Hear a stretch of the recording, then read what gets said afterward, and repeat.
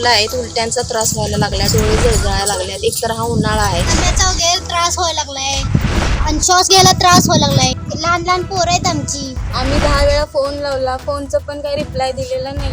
घरात आमच्या भूर सुटते, वापा येते त्या धुराच्या. कराडच्या बाराडबरी परिसरामधले नागरिक सध्या त्रस्त आहेत आणि त्यांच्या त्रस्त होण्यामागचं कारण आहे कराडचा जो कचरा डेपो आहे, त्या कचरा डेपोमध्ये होणाऱ्या धुरांमुळे हे नागरिक त्रस्त झालेले आहेत. कराडच्या नगरपालिकेचा हा कचरा डेपो बाराडबरी परिसरामध्ये आहे.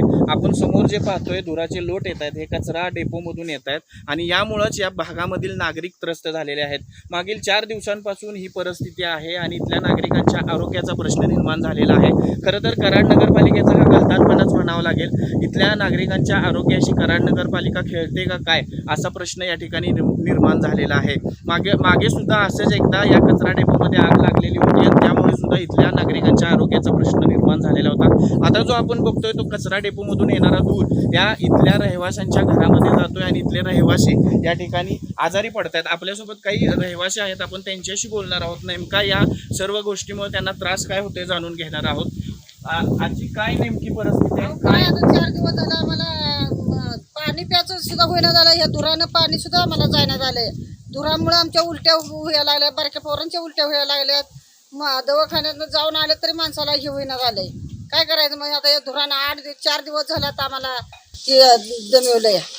4 दिवसापासून अशीच परिस्थिती आहे का? कोणी अधिकारी कर्मचारी नगरपालिकेचे आले का? कोण आलेलं नाहीये. कोण आलेलं नाही. 4 दिवस झाला आम्हाला हा त्रास होतोय. लहान मुलं आहेत, उलट्यांचा त्रास व्हायला लागला, डोळे जळजळायला लागल्यात. एकतर हा उन्हाळा आहे, या उन्हाळ्यामध्ये भरपूर त्रास व्हायला लागलाय धुरामुळे. नक्की काय सांगाल तुम्ही? मला रात्री उलटी झाली नाका तोंडात. हिने बघितलं की उलटी, जेवण जायना, पाणी जायना, असं झालं. अतिशय गंभीर अशा समस्या आहेत. काय सांगाल तुम्ही? अशीच परिस्थिती अशी आहे, जळजळ होते डोळ्यांची, पोटातले असे म्हणजे आमच्या उलट्या व्हायला लागल्यात, भरपूर त्रास व्हायला लागलाय सगळ्यासनी. आणि लहान लहान पोरं आहेत आमची, आजारी पडायला लागले, पोरांची उलट्या व्हायला लागले. तुम्ही काय सांगाल? घरातली वृद्ध माणसे आजारी पडायला लागलेत. आमच्या घरातल्या 7 सासूबाई सुद्धा आजारी पडलेत. आताच दवाखान्यातून आणले त्यांना. या सर्व परिस्थितीमुळे आरोग्याचा प्रश्न निर्माण होतोय. लहान मुलं असतील, वृद्ध असतील, त्यांना त्रास होतोय. आजी काय त्रास होतो? काय सांगाल काय त्रास होतोय? दम्याचा वगैरे त्रास व्हायला लागलाय आणि श्वास घ्यायला त्रास व्हायला लागलाय, एवढंच. आणि लहान लहान पोरं आहेत आमची. काय आता सांगून तरी ऐकणं झालेत. आता काय करायचं आम्ही? अशीच परिस्थिती आहे. वारंवार तक्रार करून देखील काही झालेलं नाहीये. काय सांगाल? तक्रार देऊन पण इथे कोणी लक्ष दिलेलं नाही. फक्त एवढंच आहे की इथे येऊन तुम्ही बघा. आम्ही 10 वेळा फोन लावला, फोनचं पण काही रिप्लाय दिलेला नाहीये. माणसांना एवढा त्रास होतोय.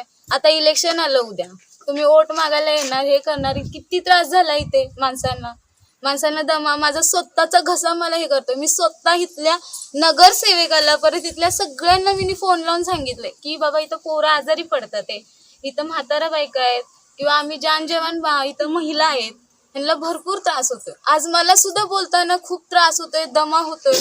मग इथले अधिकारी का इथं लक्ष देत नाहीत?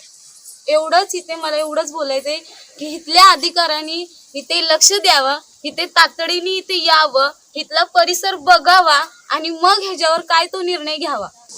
मावशी काय सांगाल? नक्की अजून काही महिला आहेत या ठिकाणी. काय त्रास होतोय? तुम्ही काय सांगाल काय त्रास होतोय? खोकला, लहान लहान पोरं आहे ती, लय दिवस झालं पेटली ती, वास घ्यायला दम.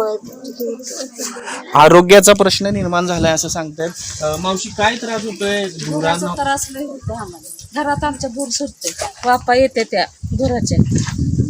तेच त्रास आहे, धूर कोणतं आणि असं बाहेर पण आम्हाला बसायचं मुश्किल आहे, जागा नाही. घरातून बाहेर बसता येत नाही किंवा घरामध्ये जरी असलं तरी या धुराचा त्रास होतोय. पालिका अधिकाऱ्यांना वारंवार कळवलेलं आहे, मात्र त्यावरती कोणत्याही प्रकारचा तोडगा निघालेला नाही. खरं तर कचरा डेपोमध्ये कचरा येतो, त्याचं विघटन होतं, याबद्दल कोणाची तक्रार नाही. मात्र विघटन होत असताना त्यामुळं त्या ठिकाणी उद्भवणाऱ्या या धुरांमुळे, जाळामुळे इथल्या रहिवाशांना जो त्रास होतोय त्याकडे पालिका प्रशासन कधी लक्ष देणार, हाच प्रश्न या निमित्तानं उपस्थित होतोय.